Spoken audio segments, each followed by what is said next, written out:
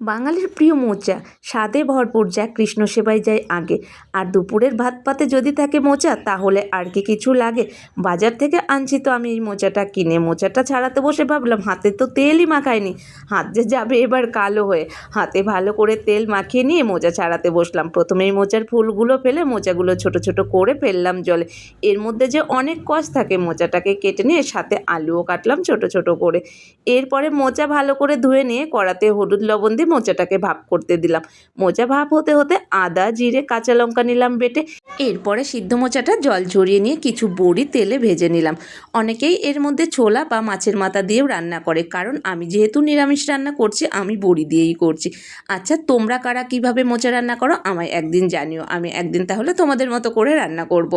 এরপরে কিন্তু বড়ি ভাজা তুলে নিয়ে কড়াতে তেল দিয়ে আলু ভাজলাম একটু হলুদ লবণ দিয়ে, আর ওই আলুর মধ্যে মোচাটাও ঢেলে দিয়ে কিন্তু একটু ভাজা ভাজা করে তুলে নিলাম।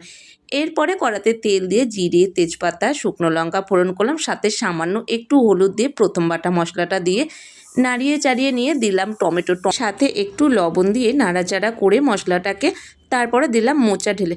মোচা দিয়ে আবারও বেশ সুন্দর করে রান্না করে দিয়ে তারপরে কিন্তু দিয়েছিলাম এখানে আমি বড়ি ভাজা আর সাথে ঘি আর বাটা গরম মশলাটা। রান্নাটা কেমন লাগলো জানিও, আর যদি রান্নাটা ভালো লাগে অবশ্যই আমাকে একটু ভালোবাসা দিয়ে পাশে থেকো। চলো আজকের মতো টাটা, দেখা হচ্ছে আবার পরের ভিডিওতে।